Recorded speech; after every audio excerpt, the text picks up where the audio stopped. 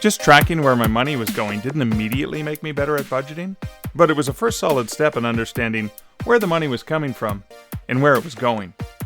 The where it was going part was fascinating because there were items that were not under my control. Monthly rent and utilities were fixed. School supplies, such as textbooks, were mostly fixed, with some potential bartering, used textbooks, library resources, and creative swaps with fellow students. But what I spent on food, clothing, and personal entertainment was almost entirely within my control. And that's when I learned that accounting and finances and balancing a budget weren't all about hard, fast, and cold numbers. It could involve creativity, and it could involve tough decisions. Welcome to the Stark Reflections on Writing and Publishing podcast. There has never been a better time for writers. More information, options, and opportunities are available to you, but navigating these requires insight. Join Mark Leslie Lefebvre as he draws upon more than a quarter century of experience as a writer, a bookseller, and a trusted book industry consultant to explore and reflect on the writing and publishing landscape to help you make informed choices on your writer journey.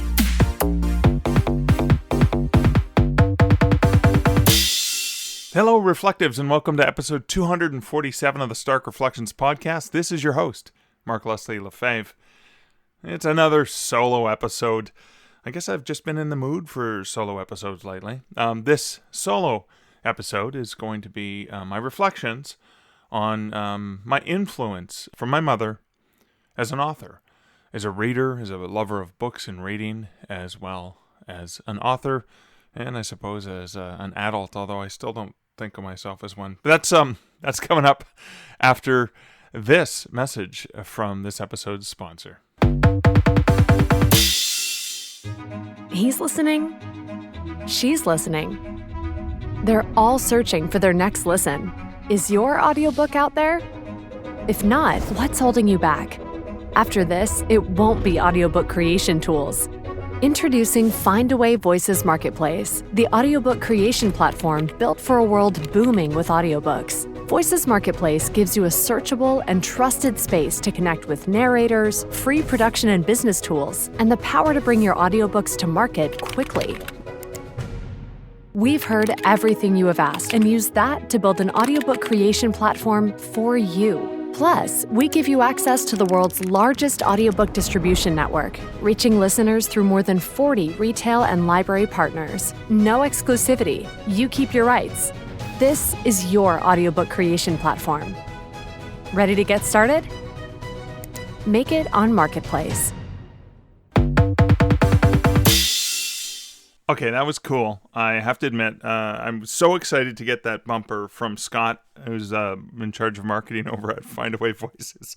I've been wanting to use that clip for a few weeks, and I forgot he had sent it to me. I think I'd heard that bumper on the Creative Pen podcast, and I reached out to Will and said, hey, I wouldn't mind getting some bumpers to slip in every once in a while. I do like doing the ad reads for Findaway because I love them and I have personal things to share. But every once in a while, don't you want something a little more professional from the good folks at Findaway? So yeah, I had that bumper. I was pretty pleased to share that. But again, I do highly recommend Findaway Voices. I use them for my audiobook distribution, and virtually all of my audiobook distribution now, ever since I first migrated over to starting to use them many eons ago. And in that realm, I'm just towards the tail end of another Chirp deal. I can share episodes in a forthcoming podcast about that, but it's not going as well as the previous promotion I had done. But maybe, I don't know, that sometimes happens. It's a second book in a series. I did book 1, Canadian Werewolf New York, in January. And this is book 2, so potentially a lot of the audience has already picked it up, right? Quite a few people bought Fear and Longing in Los Angeles, which is now 99 cents. And so I'm wondering if that could be part of it. Although I did make every single one of my other titles 99 cents, and I did have sales of those. I figured while people were looking at me and my books, may as well drop the prices on all of them so I can try and get more sales and more reviews. So it's not a dud, it's just not as super successful as the last one. And I guess that's sort of a thing that happens with places like Chirp and with BookBub. But the reason I mentioned Chirp, of course, is because you can only get into Chirp if your books are distributed through Findaway Voices. And if you want to learn how you can find out how you can, I'm just repeating myself here, if you want to find out how you can leverage your audiobook destiny, you can check out Findaway Voices over at starkreflections.ca/Findaway. Okay, so as I mentioned earlier, this is going to be a solo episode, another solo episode, and my apologies to particularly to the awesome people I've got interviews with. I'm looking at them. I'm back in Waterloo, looking at those names on my whiteboard of the people, and I've actually interviewed a couple more people since then for the podcast. So I'm gonna have such a backlog. But I don't have time to edit the audio as I like to do for those episodes. So I'm going to go with a solo episode because I need to get on a plane first thing tomorrow morning, Thursday. And I'm recording this on Wednesday, April 27th. And I'm heading off to Pikes Peak Writers Conference. And I'm going to be doing talk about wide publishing on behalf of Draft to Digital. I'm going to be participating in a few panels there. And I was asked just a few weeks ago, unfortunately, I think I mentioned this in the previous episode, so I'll just go through it really briefly, but Robert Kreis is unable to make it, so I've been asked to step in and do the keynote on the Saturday. So I am heading off to Pikes Peak Writers Conference, and I'm really looking forward to it. Interestingly, I think the last time I was actually at Pikes Peak Writers Conference was 2014. Can you believe how many years ago that was? So I am so looking forward to returning to this conference. And I know it has evolved and grown and changed in many ways. I remember when I was there in 2014, it was 95% traditional publishing focused. And I know they have dramatically changed and shifted their focus over the years. I didn't get to see that evolution, but I've been paying attention to that conference, as it is a solid one, and there's lots of great stuff going on, particularly some of the virtual stuff they've done in the last few years. So I am so looking forward to it, but because I had this limited time, basically a day, to get everything caught up on while I was back in my home studio here in the home studio of Stark Entertainment, Stark Publishing, not Stark Enterprises. Stark Publishing is the official name of my company over here in Waterloo.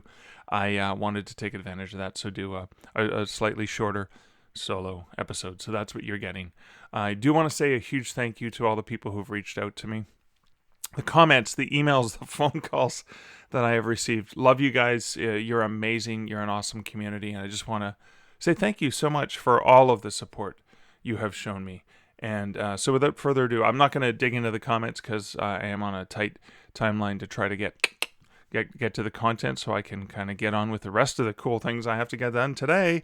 But so without further of my rambling early parts of this podcast, let's just cut right into the main content, shall we?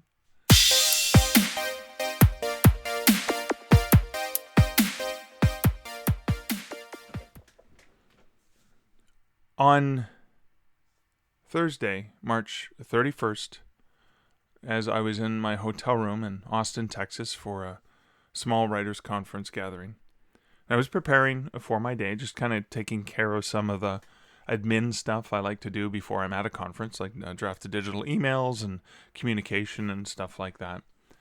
I received a phone call from my mom's best friend, Carol, who had said things weren't good. My mom's home care had shown up that morning and she was confused. And she had her pajamas on backwards. She hadn't taken her pills. And she was having trouble breathing and her blood pressure was really low. And so she did not want them to call the paramedics. So Carol was calling to let me know about that. And I called the house. I talked to Katie and then Katie was the home care worker who was there with my mom. And then talked to my mom, who was obstinate and did not want to go didn't want her to call paramedics in the hospital. And so after a few back and forths and a few return calls, finally managed to convince her to go. Carol packed up some stuff for her, and the ambulance rushed her to the hospital. My cousin Clifford then contacted me and asked if he knew where I was. He knew I was far away, and asked if he wanted me to have him or his wife Mona go and spend and be with her until I could get there. And I wasn't able to get there till the next day, just due to red tape and cross-border travel and the pandemic and all that stuff. So it was great to know that Cliff was there, and even he sent pictures and was just keeping me updated on my mom's status. And she was in the ICU at that point. I got there the next day. I rented a car from Pearson Airport in Toronto, drove straight up to Sudbury, managed to see her. She was unconscious and with the oxygen and stuff. So I ended up getting a hotel room just around the corner, so I could stay there and be there first thing in the morning. And then she was awake. She was very, very. There was a lot of delirium due to the elevated CO2 in her system, the lowered level of oxygen. She had fluid on her lungs, and when I got there, she was in the step-down unit, which was the cardiac medical unit. And so she had a cardiac incident. There was still fluid on her lungs.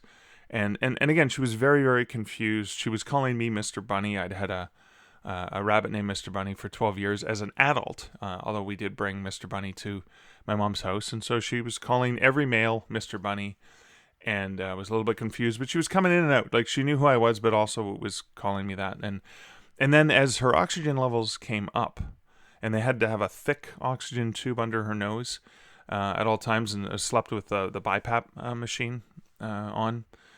And her oxygen levels were coming up.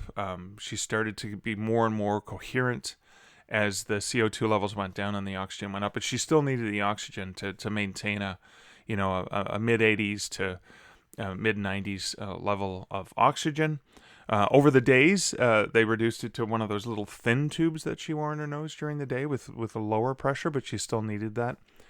And she was really good at doing her exercises. Like, there's a little tube that you would suck on to hold this little thing and just increase her ability to bring in more oxygen. And we learned she had obstructive sleep apnea, and must have had that for a long time, because she said she had been waking up to have to go pee in the middle of the night. And I know there were some urinary issues that were sort of secondary by that point that had not ever been properly treated by her doctor in Levac. But I suspect that she was probably waking up because of the sleep apnea, lack of oxygen. And when you wake up, especially at, as you get to my age and my mom's age, wake up in the middle of the night, you got to go pee. And so she was waking up a lot, and I think she believed she was waking up because she had to go pee, but it was probably that. And obviously over time, that's just gotten worse and worse and worse. She was doing physiotherapy. The physiotherapists at the hospital were amazing. I love those guys. They were great. They came in, and she was very much wanting to walk. She had been walking with a walker for several years just because the arthritis in her knees were so bad. And she was strong and capable, although her knees gave out a lot, but she did her best. And the plan was to get her into rehab, where she could learn how to sleep with a BiPAP machine, as well as be able to get up and go to the washroom by herself, and get up to go fix a meal, that kind of thing, because the plan was to get her into assisted living. Because I didn't think, I live 5 hours away. It's too difficult. I wasn't able to visit her as often, especially in the last couple of years. And so that was just a thing we were planning on doing. And then I got a call. At 4 a.m. on the morning of Monday, April 25th, from the hospital that she had taken a downward turn. And I rushed in, and I spent the entire day sitting by her bedside, holding her hand. She was starting to slip. She was starting to be less coherent, but I did manage to have a conversation with her, tell her I loved her. She told me she loved me. And from that point on, it was pretty much make her comfortable, because it didn't look like she was going to make it. And I know she had an issue, and she did not want to wear the BiPAP mask. She at least got a comfortable one, but there was an incident where she ended up breaking it in the middle of the night, obviously just from habit of sleeping and stuff like that, and pulled it off. And that was a challenge, of course. She passed away after it was about a little after 6:30 p.m. on Monday. While I was holding her hand, she just stopped breathing. And so what I wanted to share, that was a little bit longer than I was planning on talking, but turn on the mic and I just go, right? I just start talking. It was I'm not trying to be depressing. I just wanted to share the story, but I spent almost the entire month of April, almost every minute I could, in the hospital with her. I was staying at her house in Levack, and it was a 45-minute drive in from Levack to the hospital in Sudbury. Had to get COVID screened, and she was exposed to COVID a number of times while she was there. So I even had to, suit up with everything on, the full paraphernalia, and that way I could spend as much time with her as possible. And for several weeks while she was coherent, we had some great conversations. And I mean, the nice thing is, it's sad that I lost my mom, but the good thing is, the great thing is, the wonderful thing about that is two things. One of my dearest friends, Pete, he lost his mom. His mom died while I was in town, and so I was so glad that I could be there. So at the end of the day, when I got back home from the hospital, I could spend time with Pete, and because he's on his own now, with both his parents deceased. So that was a good thing, but it was also an amazing thing that I got to spend so much time with my mom. I probably spent more time with her in April of 2022 than I had in the last decade, when you think about, coming to visit her for the weekend or whatever, in actual real quality time, because the TV was broken, and I'll get to that later on, but TV was broken. So we actually talked. We actually sat there and talked for hours. And that was great. It was just not a good reason to be there, but what a beautiful experience to get to do that. So the topic I wanted to get into was my mom's influence on me as a writer. And so I want to start with that. And I want to start because my love of reading is so obviously connected to my mom.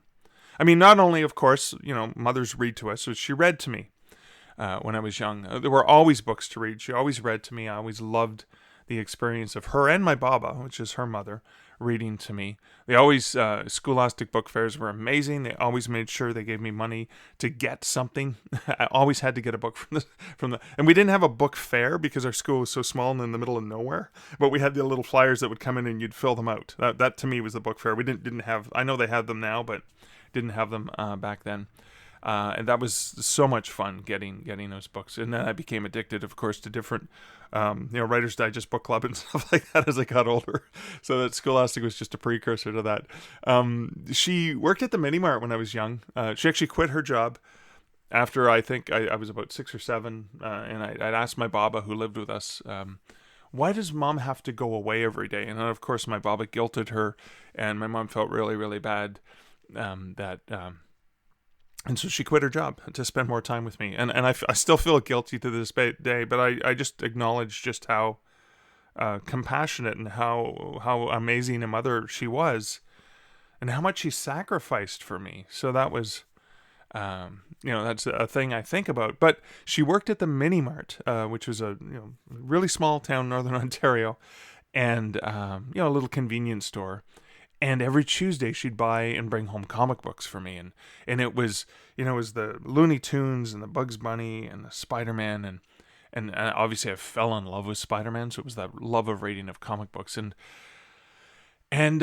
so the other thing about my mom that I still vividly remember this is when I was young, she would always make me breakfast, always make sure there was breakfast for me.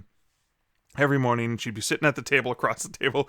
She'd have a cigarette in one hand, a little ashtray there, because everyone smoked back in the day. And always in her other hand, there was a coffee there, and she had a Harlequin romance paperback in her hand. And she would read sometimes 2 or 3 books a day. She had hundreds and hundreds of books. Sometimes she would get like 3/4 of the way through a book and go, oh, yeah, I read that. Because she read so many, she wasn't sure if she'd read them or not. She'd get them from the library. She would buy them, go to used bookstores. And there weren't a lot of new bookstores back then. But she was constantly reading. She always had a book in her hand. How could I not grow up to be such a compassionate, passionate book lover? And in her last days, she returned to reading. The TV, she was in the respiratory unit by the end of her stay. The TVs were broken. The repair people refused to go to that ward because that's where COVID was. And that was a bit of a mixed blessing because, she relied heavily on TV in at least her last 10, 12 years and didn't read as much. But she returned to reading. And I bought her Nora Roberts book from the gift shop downstairs. Then I brought in a bunch of books from her house that she had acquired but hadn't read. And she did a lot of reading because she had no other thing. So we talked a lot. She did a lot of reading when I wasn't there. And it was so great to see her with a book in her hand, really, because it reminded me of her when I was young. So obviously I got my love of reading from my mom. Something else I got from my mom, and I'm still not good at it, but my ability to budget, or my desire to want to become better at budgeting, because I'm still not there, and I know my mom knows I have lots of work to do in this area, but I've grown dramatically. And so D.F. Hart and I just released a book. It actually launched while I was with my mom. It launched on April 12th, 2022, Accounting for Authors. And we had our dedications in the book. And so my dedication, and I sort of explained this in the foreword, but I'm only going to share part of the foreword with you, is dedication was, I put it for Peter Duffus, who was a guidance counselor at our high school, for helping me face math head on when it frightened me the most, and for nurturing my creative spirit via inspiring talks and life-changing LDHS, Levack District High School, marketing assignment that leveraged my storytelling passion. And then I also had said, and for Mom, who managed the modest finances of our single-income, blue-collar family in a way that made us all feel rich, inside and out. And she still hasn't seen a physical copy of the book because issues with getting it to Canada, particularly to up north to where she lives. But I got to show her on my computer screen, I got to show her the dedication and show her that I dedicated it to her. And then we talked, of course, about how horrible I was at finances and all the things that I had done wrong over the years. But I did learn a lot. So I want to share just a little bit from that book's forward, because I think it speaks to the things I learned from my mom. So this is just a little excerpt from that. My mother knew how I struggled with managing money.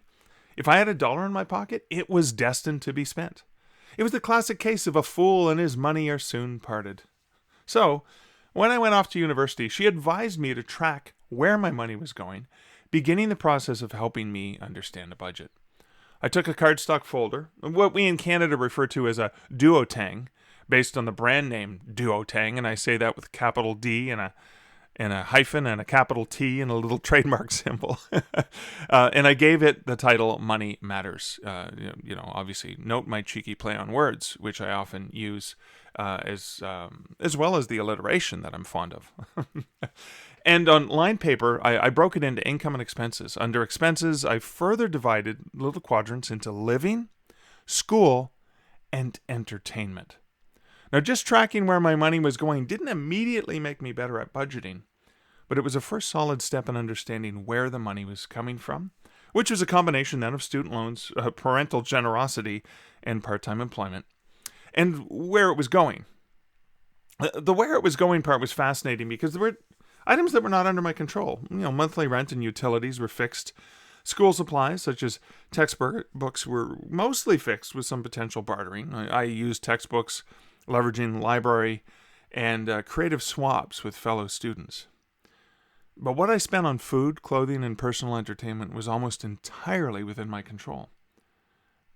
That's when I learned that accounting and finances and balancing a budget weren't all about hard, fast, and cold numbers. It could involve creativity, and it could involve tough decisions. This may seem silly, but one of the first challenges I faced involved a food condiment. I'd always been a Heinz ketchup guy, and again I say Heinz with a little registered trademark symbol in it.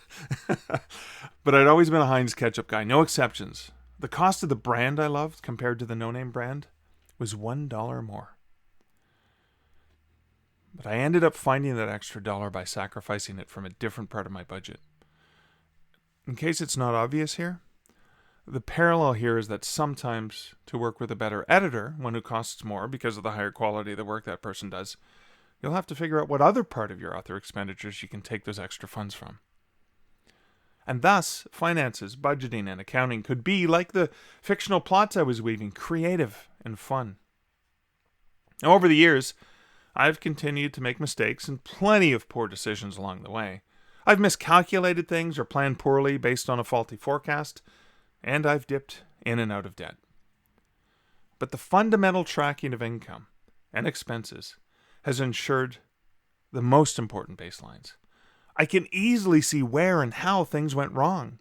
And understanding and seeing those numbers in stark detail is an excellent first step in being able to make those judgments.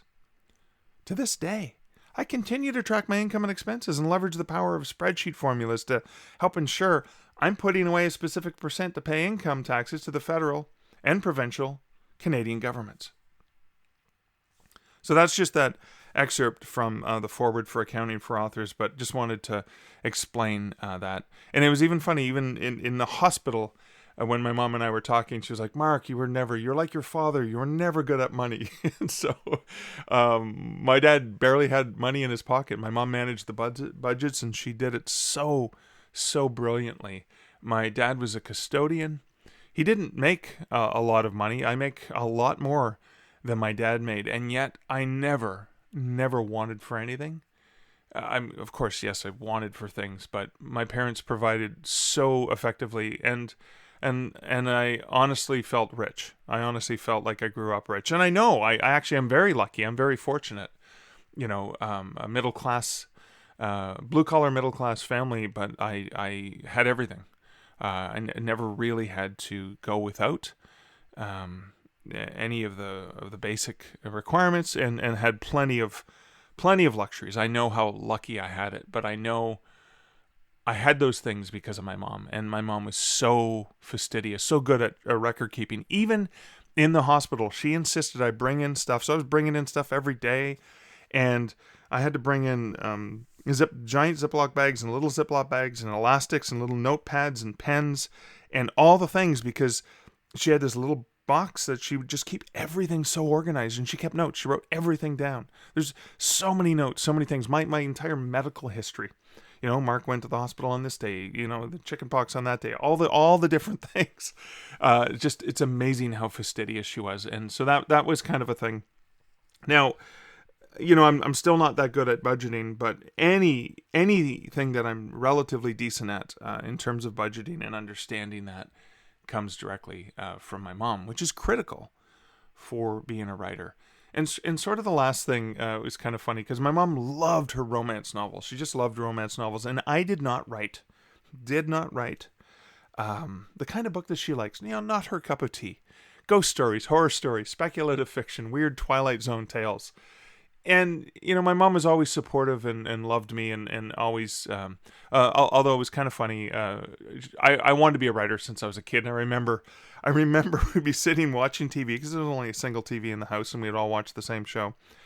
And there was a show with a writer, and he had a box of little cans of Spam, and Click, I think, is a Canadian version of Spam, which is just really, really cheap meat, and Kraft Dinner and stuff like that, or macaroni and cheese, which you could get 5 for $1, 5 boxes for $1 back then.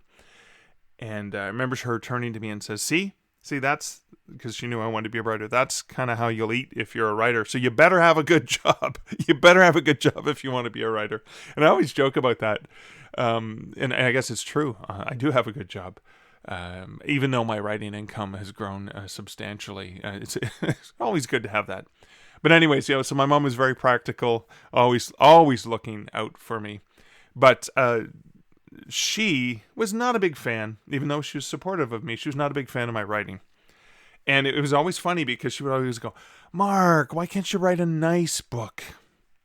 And so I'm kind of sad she didn't get to read the book, because it's not coming out till May 24th. But I did share with her the cover and a little bit of the opening of the book Lover's Moon that I was co-authoring with Julie Strauss, which is a romance novel in my Canadian Werewolf series. It's an important backstory to the main characters, and it does introduce some stuff that's going to take the next book to the next level, back into that adventure urban fantasy with, elements of that romance all the way through. But this is a pure romance story. And I was thinking, oh my God, I finally wrote a nice book. And maybe that was my mom saying, okay, good, I've got my way. He finally wrote a nice book. I can pass away now. My job here is done. But it was kind of funny because, and this is a cute story, because my mom loved to laugh. She really loved to make people laugh, and she loved to laugh herself. And so one of the stories I remember, because she was just had the TV on from the second she got up, and the moment she went to bed, like burned through TV hours like you would not believe. She probably watched more TV in a single day than I watch in a month. I don't really watch TV. I just have the streaming channels where I watch occasional shows here and there. But one day, she, because I called her a lot regularly. I often called her from the car when I was going from place to place, just to talk, even if it was just a 5-minute chat, just to see what was going on and to share stuff about myself, what was going on with me and with Liz and with Alexander and stuff like that. And one day I called and she says, "Oh my God, the power has been out all day." And she said, I had nothing better to do, so I thought I'd read your book. And she was talking about a Canadian werewolf in New York. And she was like, I had nothing better to do, so I thought I'd read your book. Yeah, it wasn't that bad. And I thought that was kind of that was cute. And it's a fun, cheeky story about my mom. And she was very supportive, and I know, but again, it wasn't her cup of tea. Although Lover's Moon was finally going to be her cup of tea. But that's just some of the things I wanted to share, I guess, because I'm grieving and I'm going through the process, and so I'm doing a lot of thinking.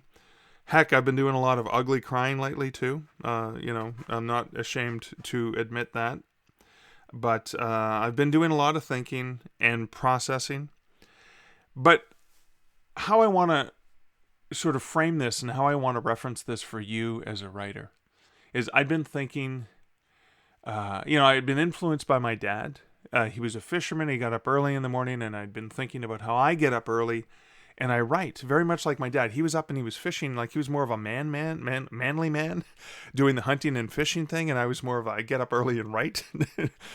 So I'm more in touch with my anima, let's say, but still heavily influenced by him, as well as his love of laughter and wanting to laugh. And I realized that my mom shared that too, because there were so many people at the hospital. Even that last day when she was dying, and then they had made a point of coming in when they'd heard that she was not likely to last long, and said, "I just want to let you know how much I loved coming in."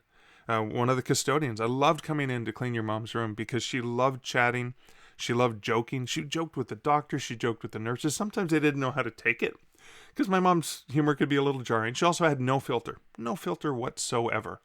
You knew what she was thinking. If she didn't like something about you, she shared that too, which could sometimes be hard to take, but no pretension. She wouldn't put on airs. She wouldn't lie. She wasn't capable of lying. And so that can be hard. No sugarcoating what she's thinking. But God, she loved to make people laugh and just say outrageous things just to try and get people to smile, which would always throw them. But yeah, I had so many people talk about how much they enjoyed chatting with her and how funny she was.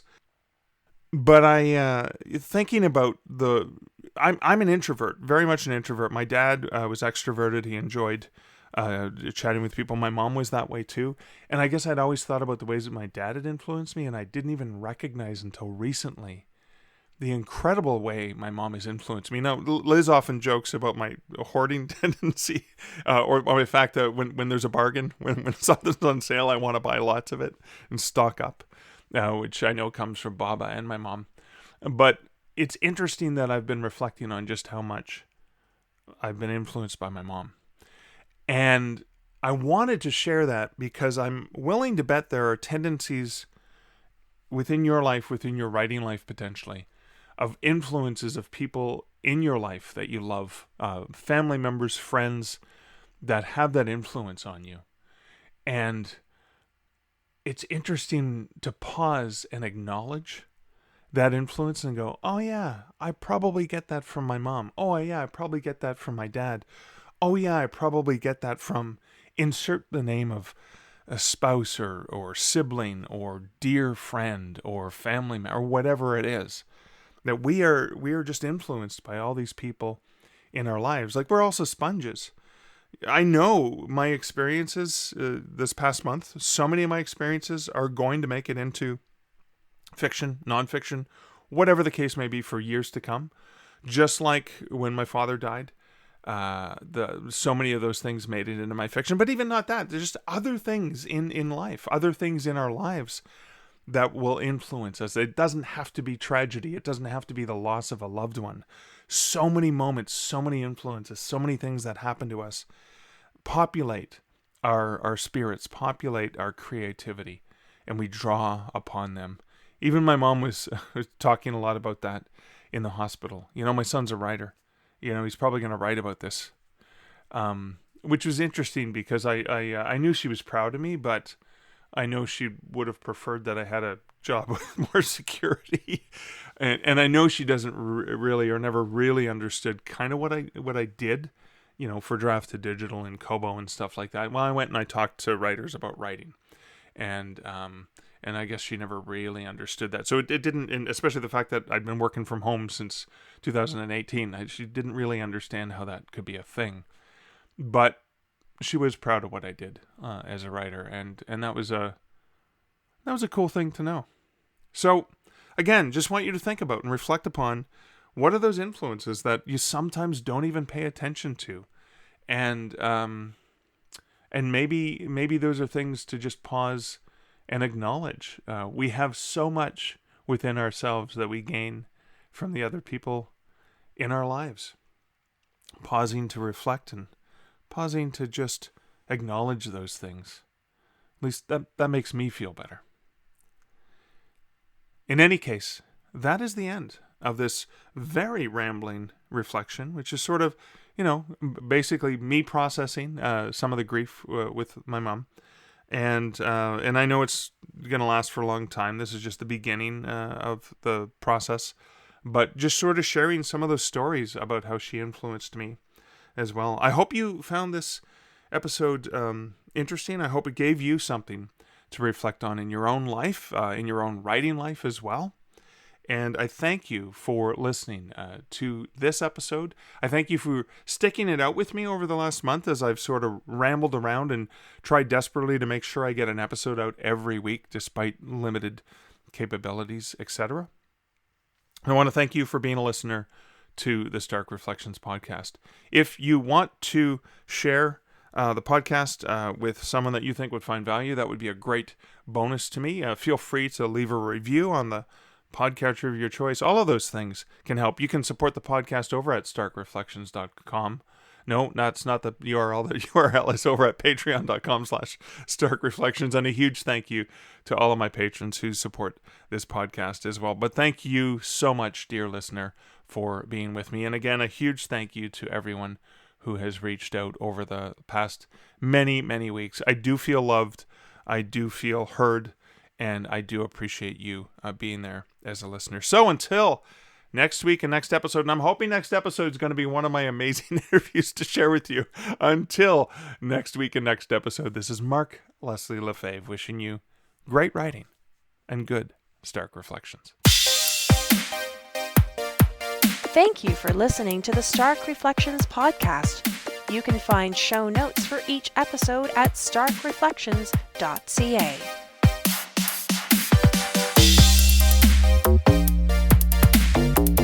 The music for this podcast, Laser Groove, was composed and produced by Kevin MacLeod. Check out more of Kevin's great music at incomptech.com.